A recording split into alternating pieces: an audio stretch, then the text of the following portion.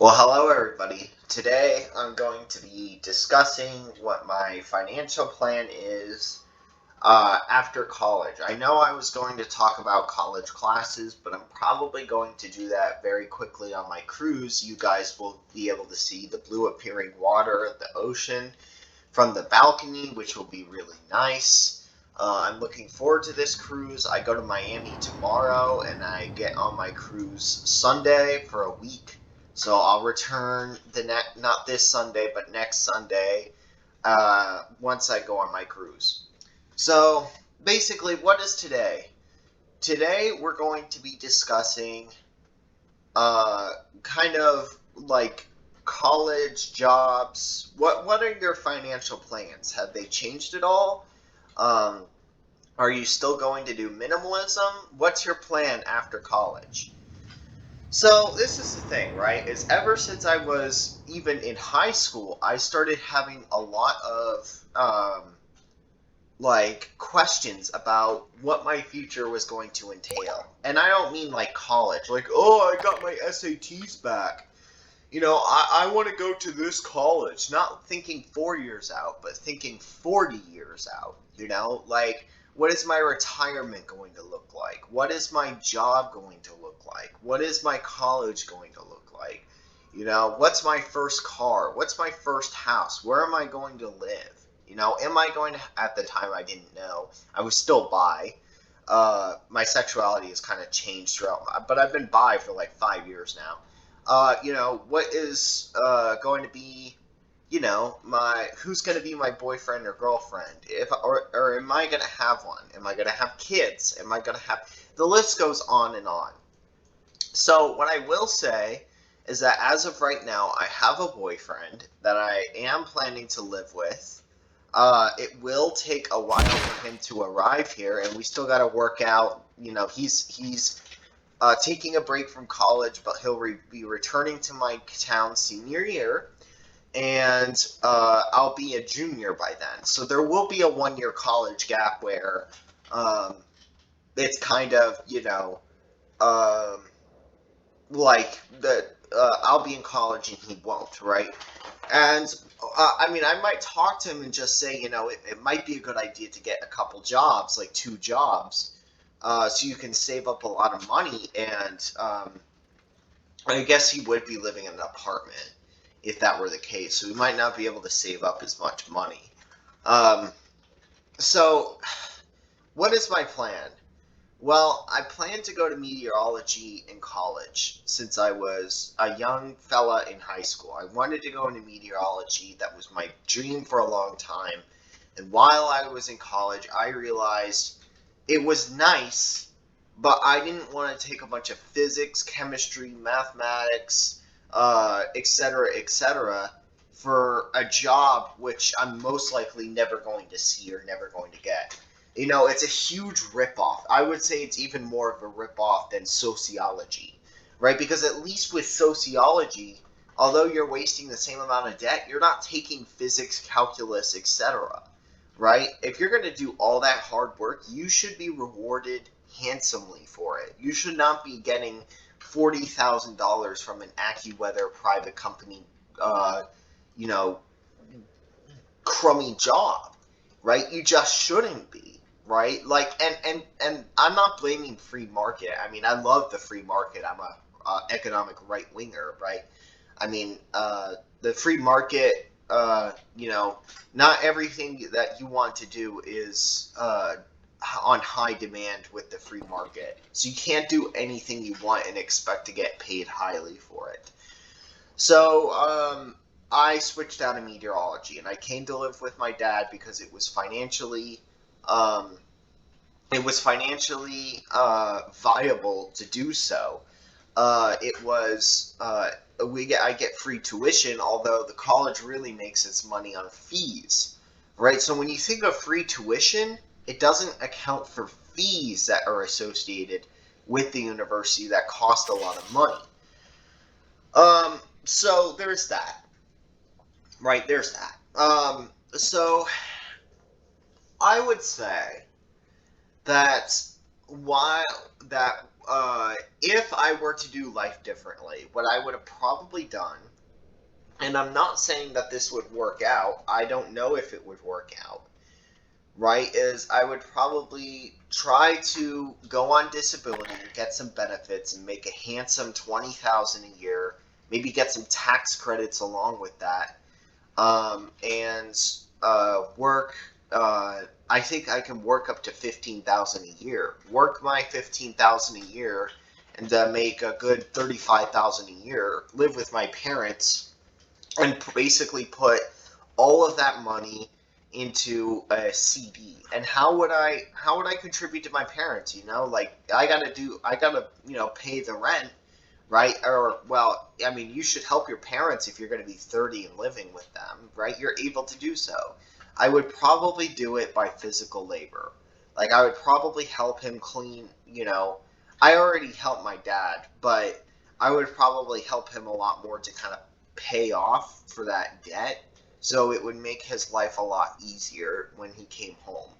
Like maybe I would take care of a lot more of the things that he does, right? So that would kind of be my payment to him. I'm sure he would be fine with living with me as long as I kind of helped him out. And it would be a really smart financial move because the power of compound interest is absolutely ridiculously high. If you can get a higher rate than 5%, even higher, like 7%, your interest rates I'm sorry, your interest will skyrocket and you will earn a shit ton of money. So my idea was to put my $35,000 a year, 20,000, 15,000 from disability and another 15,000 from my earnings and maybe a tax credit, earned income tax credit. I would, because when it comes to disability, there's no like limit. Oh, for fuck's sakes! I can't have that. Sorry, Atmos, I can't have that because I'm trying to make a video. So yeah, if I had that, right, if I had um if I had that kind of if I had that kind of setup, then I think I could be very well off.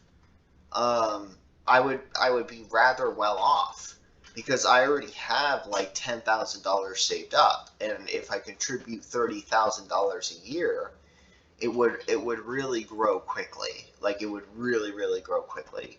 I mean, $30,000 times 20 is $600,000. So when you put that into compound interest, it really grows. So that was kind of what I would probably do. Although I would probably like to earn a bit more money than $30,000 a year. I mean, and it's not guaranteed that I get those benefits, and it might not come out to be that high. So that was my alternative plan. But since I'm in college now, since I'm in data science, statistics, psychometrics, whatever you want to call it, but psychometrics is a branch of statistics, right? It's not all of statistics, but whatever you want to call it, I might as well finish it, right? Because the one thing that I really hate about colleges is that with most services, and I know what you're thinking, well, you took the classes, so you have to pay for them, right? You can't just quit halfway and expect not to pay for anything. I get it, but for a full service, not getting I think you should probably get a partial refund if you can't finish your degree.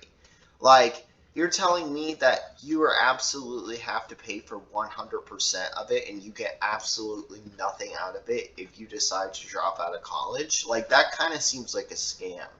And then you have to take all of these gen ed classes, which are just fucking scams because most of them are covered in high school and they are adequate. They are adequate.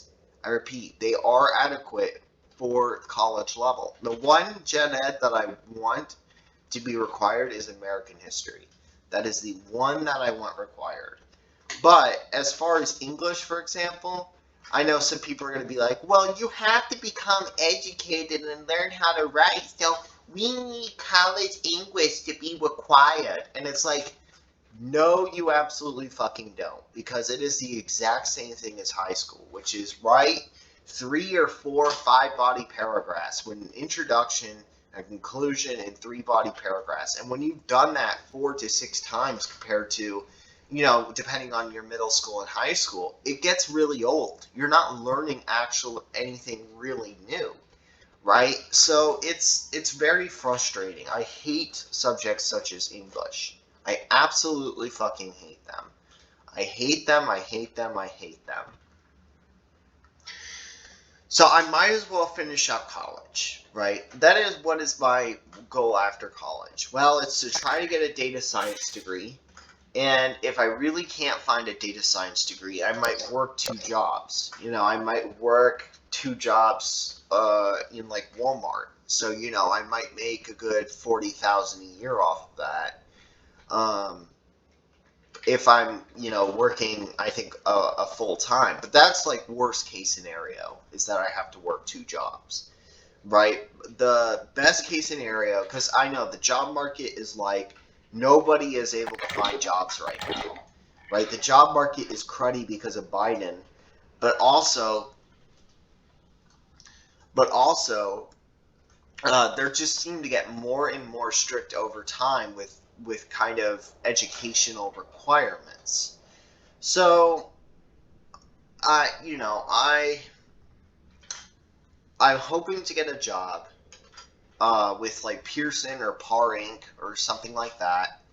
Um, that um, that would really set me on track to do well in kind of life.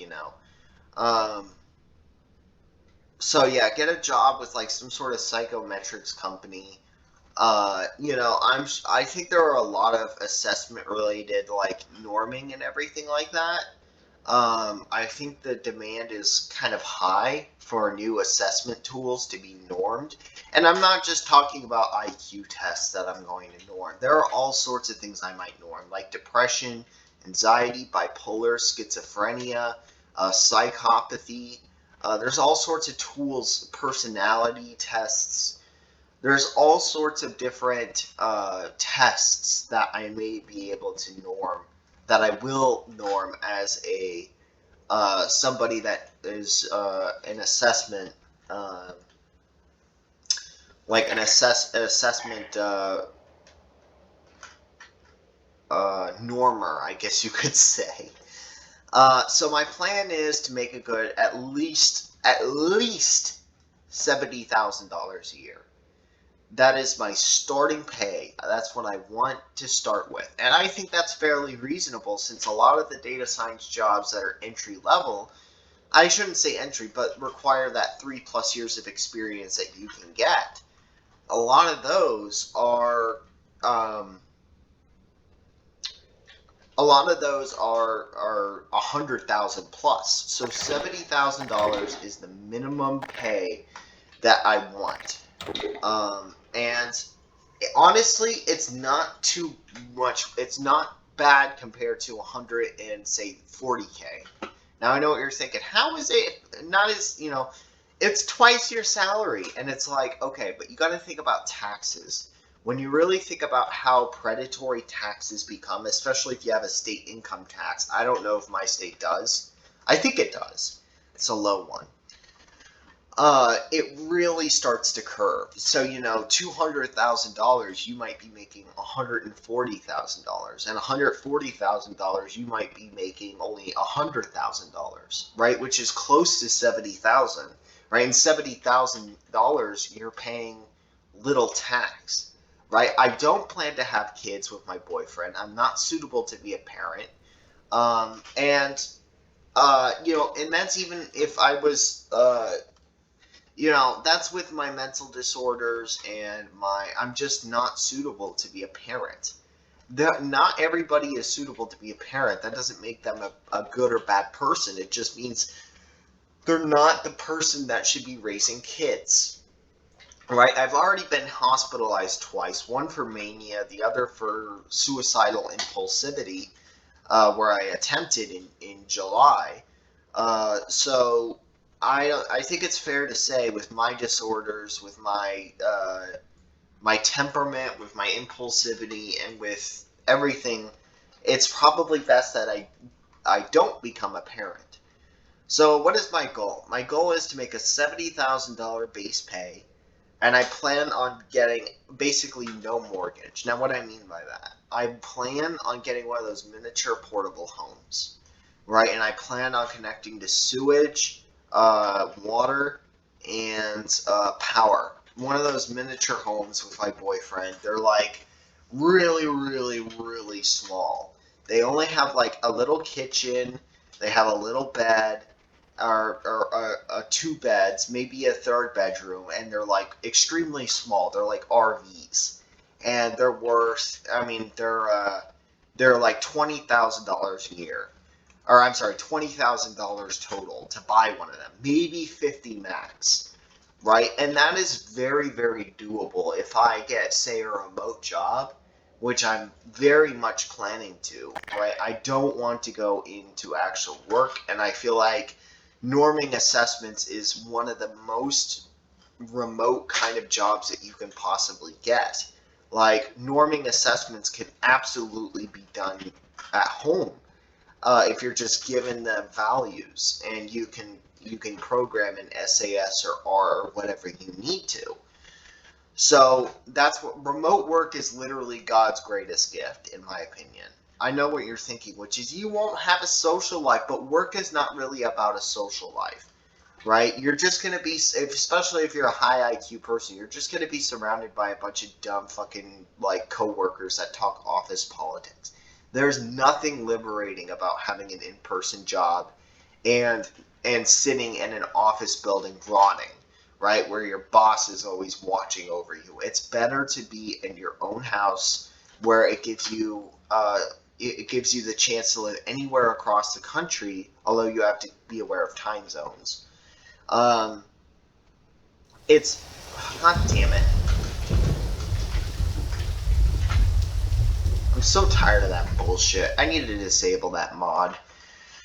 So, I plan on getting one of those miniature homes, and I plan on dumping the rest in bonds, like high yield bonds, a little bit of money, not a lot, because junk bonds are risky. I plan on maybe U.S. bonds, CDs. CD will be one of my main ones, and stocks, diversified ETF, exchange trade funds. Compound interest is the main one that I'm looking out for, because compound interest will really skyrocket your money very quickly. If you put $500,000 in there, it's basically GG. You're set for life.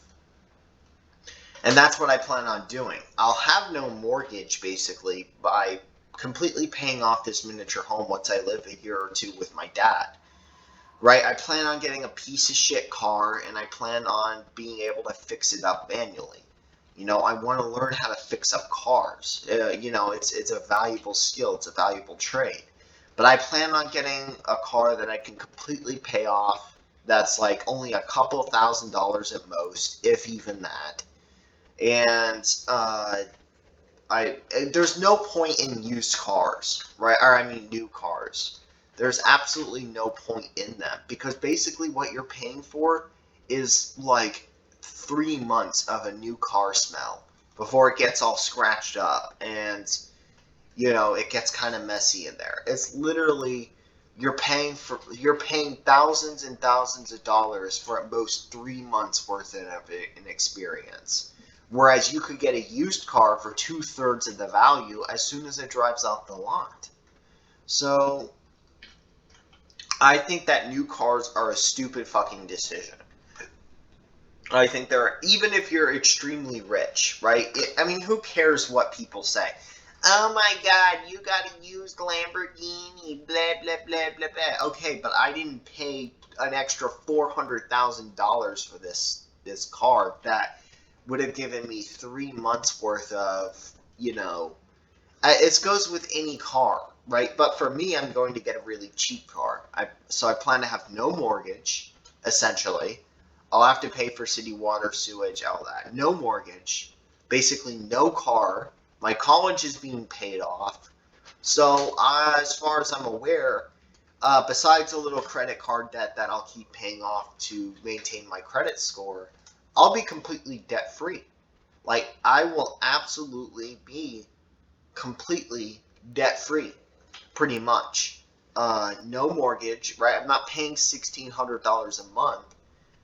My home would be less than 10% of an average home, and even 5% if you're looking at expensive states like, I don't know, Virginia, some homes in Delaware, New York for sure, California, Connecticut. I would be paying anywhere between 5 and 10% of what a new home would cost. Like an average home, I would be paying that much, and I could use that money, that $1,600 a month, at least $1,600 for a good home. I mean, there are mobile homes that you can pay $800-900 for, right? But that's still a lot of money. If you do 9 times 12, that's 108. So that's, I think, $10,800 when you're talking about 900 times 12.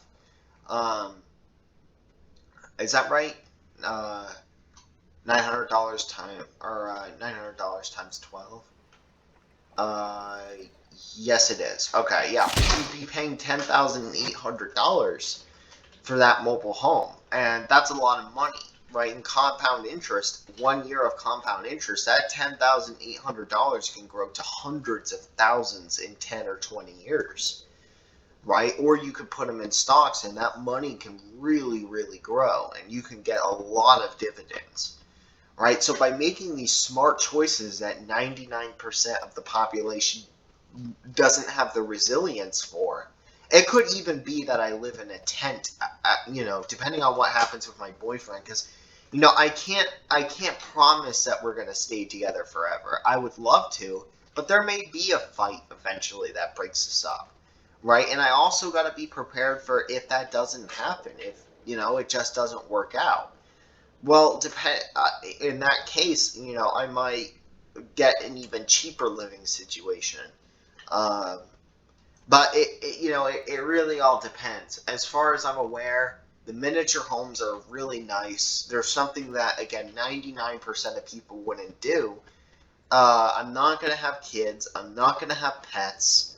I plan on retiring early with that money, and I plan on getting a piece of land, a piece of good property, uh, that maybe I could build on up in Maine, or even I could afford a really expensive house and pay it completely off if I wanted to, right? And this is why I disagree with the idea that the working class, and I know the leftists are going to get pissed off at me, the working class. Now, I will agree for the very lower classes that probably make up, I don't know, 2%, 5% of Americans' population, that they are so under the rug that it is hard to get out. There is a point where you become so poor it's hard to get out. But for the majority of the population, 95% of the population, and that includes 19 out of 20 viewers watching this video, even probably more than that if you have internet access, you could probably become very wealthy, top 1% very easily, right? And it doesn't require following alpha male fucking, you need to work harder, or it requires minimalism and not spending a lot on furniture and not spending a lot on, all sorts of shit, right? It requires doing stuff that 99% of people wouldn't do. And the people are scared of that, right? People are scared of atypical decisions that the majority of the population doesn't do. But those decisions will ultimately carry them through to financial prosperity, right? So 99% of people are scared of getting a miniature home, right? They don't want a fucking miniature home. It's too tight, and it's weird. It's not normal. right? But that's a decision, and not going to college, for example, right? If you could become a welder, well, most of the population goes to college, so I need to go to college too. It's that kind of thinking, like, and there's a lot of debt that's accumulated because of that, right? Where trade school, you can learn a valuable trade and make upper five, six, sometimes if you start your own company, near seven figures, right? You don't need to go to college, right? So it's atypical to now. Quite a few people don't go to college, but miniature homes, piece of shit cars that are only a couple thousand in value, um, investing in stocks, CDs. These are all decisions that the majority of the population decides. And reading financial books. That's another one, right? It takes a lot of resilience to read a book, especially about finance. If you're not intellectually gifted, for example, it's boring. It's a bunch of numbers. If you're the average person, it's hard to read about finance, right? If you're intellectually gifted and you like numbers and you like advanced concepts, then it comes easy to you, as it does me. But it can be kind of hard as the average person to really pick up a financial book and comprehend what they're saying and have the attention span and working memory to be able to pick up key concepts in the book. But again, I believe with a little bit of effort, the average person can do it. Look, I bought a financial book for $20, and it was Tony Robbins' Money Master the Game, and he told me to invest in diversified stocks, right? And I invested $8,000 $5,000 in diversified stock assets, and in 1 year, I made 20% of that money, or $1,000. Well, actually, it would for 4,000. Yeah, 20% gain off of $5,000. That is a profit of $980 minus the time, because time is money too. But that is a profit. That book was an investment, and I made $980, and I will continue, and it could be tens or even hundreds of thousands of dollars earned by that, depending on what assets I get. Financial books are, in a sense, an investment that is extremely invaluable. Extremely. Right? But the majority of the population doesn't want to pick up a book. So, back to my point, I don't agree with leftists when they say the working class is oppressed. I think it's because they do things like get useless degrees in college. They don't look at the job market until senior year when it's too late. They start families with kids that they can't afford. They want big houses. They want nice cars. And they want to live in the moment when they don't realize that by the power of compound interest and other things, that they could get extremely wealthy by the time they're 40 or 50 years old, and they could live any lifestyle they wanted to, right? But the average person doesn't think that way. They make expenses, they have expenses, and they will literally fucking spend as much as they make. So this is why I don't agree that 95% of the population that the leftists say, well, excluding the upper class, 90% of the population that's oppressed, according to the leftists, I don't agree with it. I think that it requires a lot of resilience, but anybody could become a millionaire that's in even the lower working class. I think it is very, very possible, right? Or average. If you make anything above $50,000 a year, right, and you don't have kids that you can't afford, I think it is very possible that anybody could become a millionaire by the time that they're 50 or 60. Anyways, so that's my financial plan. Thank you.